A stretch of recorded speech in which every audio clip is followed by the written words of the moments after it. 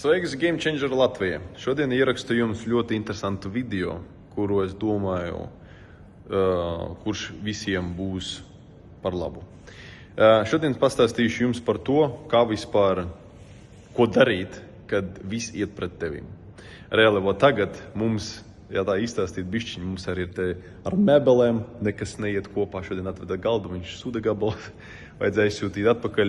Vakar, ja jūs Instagramā redzējāt, man uzsprāga 40,000 litru ūdens cisterna, kura ārā bija glabāta vai pārāk karsti ārā, kaut kas notika ar to blow-off, tur bija baigi liels spiediens un tas viss uzsprāga un vienkārši kaut kas nereāls. Un vēl plusam tirgus, parādīšu jums vienu treidu, minus 600 pakas tika uz Ethereum treida. Es turpinu viņu skeilot pa bišķiņam, bet izskatās, mēs negaidījām šito, jo dēļ Japānas, visu, ko viņi dara Japānā, tagad īstenībā šodien iespējams mēs kritīsim vēl zemāk.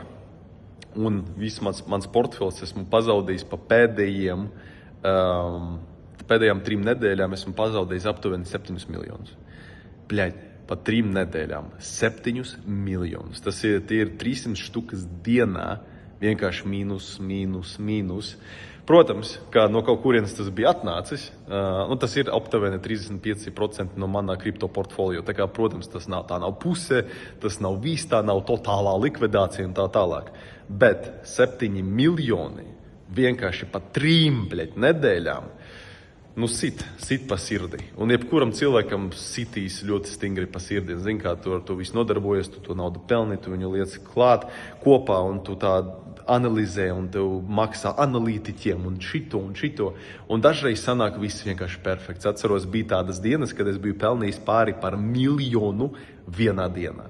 Man bija pāris tādas dienas dzīvā, 1 miljons dienā, Kad viss aiet, tu izdari viss pareizi, reāli viss ir super kruti. Un reāli vienkārši tu skaties, tu nevari savam acīm noticēt. Bet dažreiz dzīvē ir reāli otrādi. Tie paši analītiķi kaut ko sadirš, kaut kas viņiem nepareizi sanāk, vai kaut kur viņiem parādās kaut kāds slinkums, vai pašam parādās kaut kas slinkums, vai kaut kāda neticība, kā kaut kas varētu nokrist. Un tāpēc arī kaut kur, vienkārši nesaiet. Tas arī ir normāli dzīvē, kaut kas var nesaiet. Kaut kāds ūdens cisterna var nosprāgt, kaut kāds motors tavai mašīnai var uzsprāgt, kripto var nokrist, var izaugt. Un arī pats sudīgākais ir, kad kripto nokrīt, vai kurš aktīvs, tu viņu investē. Viņš nokrīt, tu viņu pārdot, jo tu baigi nobīsties, lai nepazaudētu visu. Un tieši, kad tu izej ārā, viņš lido uz augšu. Es domāju, ka ļoti daudziem no jums ir bijuši tā situācija, man liekas, vēl ir sliktāk iziet ārā apakšā un redzēt, kā viņš lec uz augšu vienkārši tajā pašā momentā. Tāpēc, ko es daru tādās situācijās, es vienkārši analizēju, kas ir noticis, es analizēju, kāpēc tas ir noticis, un tagad tas viss ir noticis dēļ Japānas. Un, šodien mēs redzēsim, ko darīs Feds, jo būs viņiem emergency tikšanās. Un cerēsim, ka šodien viņi jau pazeminās savu procentu likmi. Un ja viņi pazeminās, iespējams šodien tas mums bišķiņ palīdzēs. Vajadzēs arī skatīties, ko darīs BlackRock. Ja BlackRock turpinās šodien pirkt bitcoinu un Ethereum, tad jau viss ir skaidrs. Protams, viņi varbūt viņu aizsūtīs vēl bišķu zemāk, lai izmestu ārā nahuj visus, vienkārši visus. Es jau visus, kurus zinu, visi vienkārši raud šodien sēž. Tā kā kad visi raud, tas ir pārsvarā ir laiks pirkt. Pārsvarā esmu to. Tas nav vienmēr ideāla stratēģijas, dažreiz tāpat viņi var vēl aiziet zemāk, pišķiņ turp šur, bet pārsvarā, kad ir tāds liels negatīvs starp profesionāļiem, tas jau vienkārši rāda, ka jāturpina likt iekšā, kaut vai ir bail. Reāli, kad tev ir bail, pārsvarā tradingā tas paliek pa vienu no labākiem momentiem, kad reāli sapirkties un reāli investēt. Bet, protams, ir bail, kad tu redzi kaut ko tādu savā datorā, viena trade minus 600 štukas. Protams, atkal es vienmēr saku, ka kad nevajag nekad riskiet vairāk par 2-3% vienā treidā, ka esmu gatavs pazaudēt līdz 1 miljonam šī vienā Ethereum treidā. Protams, tas būtu ļoti sāpīgi, bet atkal tas būtu aptuveni 3-4 tur jau skatoties, cik pārējais, jo man pārsvarā ir, manā portfelī man pārsvarā ir bitcoins. Man ļoti maz altcoinu, viņi ir, bet viņi, teiksim, tur uz pāris miljoniem tur bija, tāpēc arī man ir tāds mīnus tagad liels. Vairāk tas ir dēļ altcoiniem, dēļ tā, ka man ir pārsvarā vairāk par 50% bitcoins, tā kā man tas viss izglāba. Bet tāpat -7 miljoni pa 3 nedēļām. Tā kā pirmkārt, tradinga ziņā tādos momentos pārsvarā parasti cilvēki teiks, šo pizdā. Kriptovalūtām dirsa, viss tas ir skams, viss tas nokrutīs uz nulli, katru reizi viss tas pats. Tā kā pārsvarā, kad tāds super negatīva situācija, pārsvarā tas ir jau maksimums, cik negatīvi tas var būt, un zemāk pārsvarā neiet. Bet, protams, viss var notikt. Jebkas var notikt. Tagad nav skaidrs, kas būs ar Izraelu, ar Irānu. Šodien mēs gaidām, kad viņi, kaut kādas raķetes iespējas sūtīs, uzbruks virsū. Redzēsim, plusam, kas notiks ar BlackRocku. Ja BlackRocks turpinās pārdos šodien un uzrakstīs offshore pizdā, mēs tur, ņemam nost uz visus ETF-us, tad bitcoins var arī nokrist līdz 20 štukām, un Ethereums var nokrist līdz $500, un vienkārši tādu, teiksim tā, ja tas viss notiks, tad, es nezinu, vajadzēs pārkvalificēties par Forexa traderi kaut kādu, un viss, un būs, totālākā dirsa.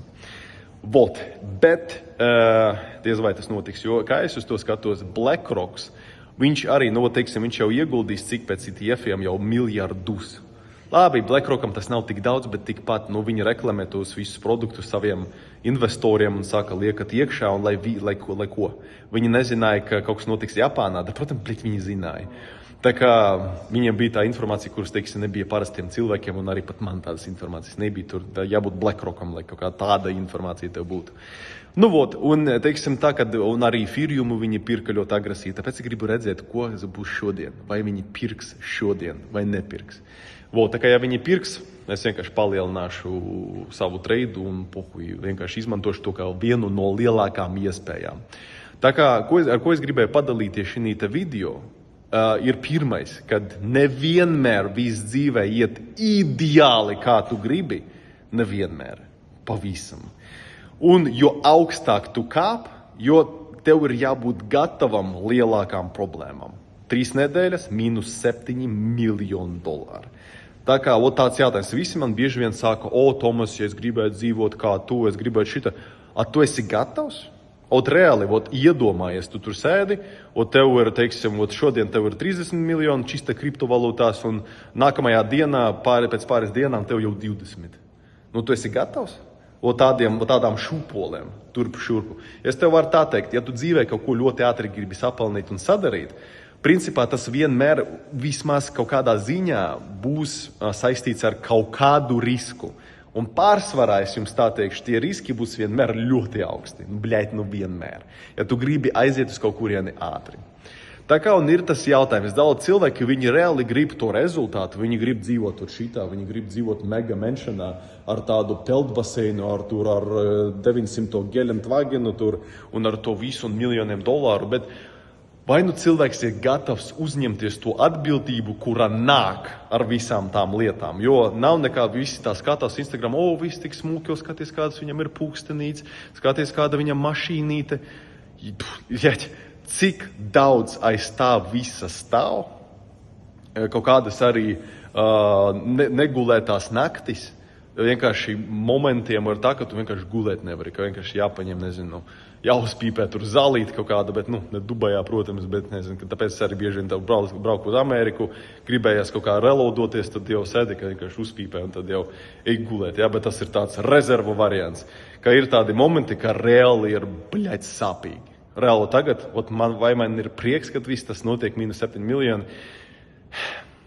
Man nav tā, ka man kaut kas baigi tur sāp dvēseli, vai es vienkārši pie tā esmu pieradis. Es varu tā teikt, ka pēdējās 3 nedēļas ir pašas sliktākās manā praksē.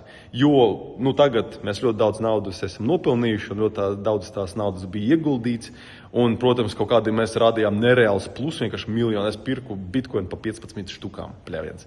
Un visu to publiski rādīju YouTube, tā kā es nopelnīju miljonus un miljonus dolāru. Protams, tad tas viss jūtās afigena, bet tagad Nu, teiksim tā, arī tas vienmēr tā šūpolis ir, vienkārši jābūt tam gatavam.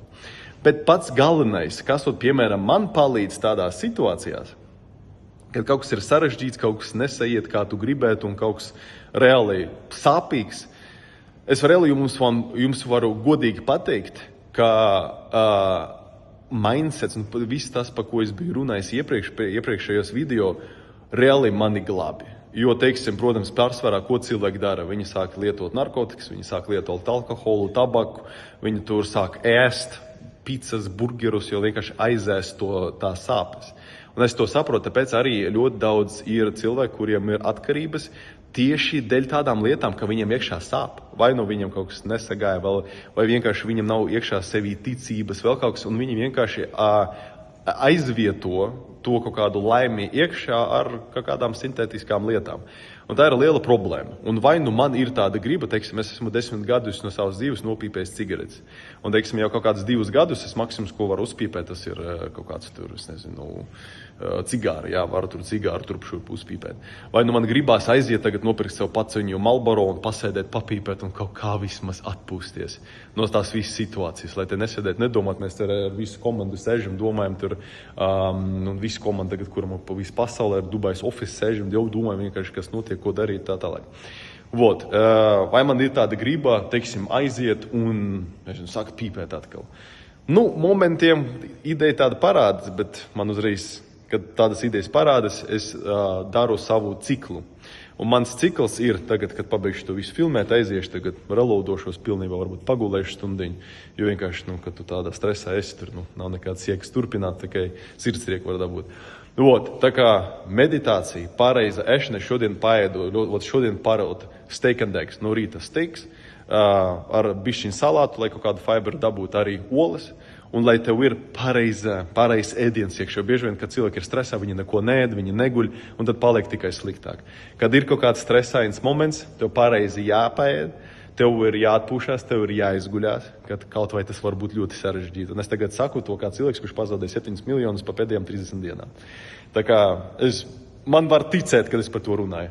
Un ļoti dziļas meditācijas. Ar mindsetu ir jāstrādā, un tagad tu vari sevi atkal ielikt tajā state of flow, un tu reāli jūties, ka tu esi momentā, tad visas tās problēmas, arī trading, viņas tur tāpat viņas ir. Tas viss ir nopietni, to visu jānodarbojas tā tālāk, bet tās sāpes, viņas bišķiņ aiziet prom. Tā kā, kad es saku, kad ir jāstrādā ar mindsetu, kā game changeri iekšā, mums būs ļoti daudz par mindsetu, tas ir tik nopietna lieta, jo dažreiz tu reāli strādā, centies kaut ko dari, bet pēc tam, ja tev mindsets nav stiprs, tu nesi pie viņa pastrādājis. Tu kaut ko padirsīsi kaut kur, un pēc tam tu vienkārši salauzīsies. Tu turēsies, bet pēc tam salūzīsi, kad būs kaut kāds saspringtums.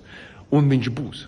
Jautājums ir, kā tu caur viņu iesi, ar sāpēm un problēmām vai nu ar spēku. Un tas spēks ir tikai iekšā šeit.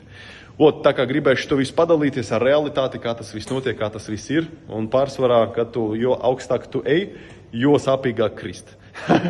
Bet, tu pie tā pierodi, es biju caur šito jau daudzas reizes. Es atceros, kad iepriekš es biju te zaudējis pāris reizes lielu naudu, kad kaut kādi tādi bija market crashi, un es zaudēju daudz. Ne tik daudz kā tagad, bet relatīvi procentu ziņā pat vairāk nekā tagad. Un, tas bija sāpīgi. Bet es izturēju, es izgāju cauri, paldies meditācijām, coachiem un visu pārējām un pareizam dzīvesveidam, kā es vienkārši neliku iekšā vēl papildus sliktas lietas un nedarīju sliktas vēl papildus lietas, lai vēl nepaliek vēl sliktāk.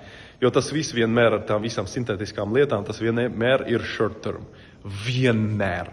Tev pat stundu paliks labāk, bet pēc tam paliks tikai sliktāk un sliktāk ar mindset un vispārējo. Un kā es ierakstu šito video, viss turpina bišķiņ krist. Ko darīs? Neko nedarīs. Tā kā iešu atpūtīšos, uztaisīšu savas meditācijas un jau paliks labāk. Tā kā ceru jums izpalīdzēšu šitais video ar kaut ko un parādīs realitāti, ka nevienmēr visiem visur ir viss tikai rainbows and fucking unicorns. Sometimes you get fucked up too. Tā kā paliekam stingri un turpinam darboties.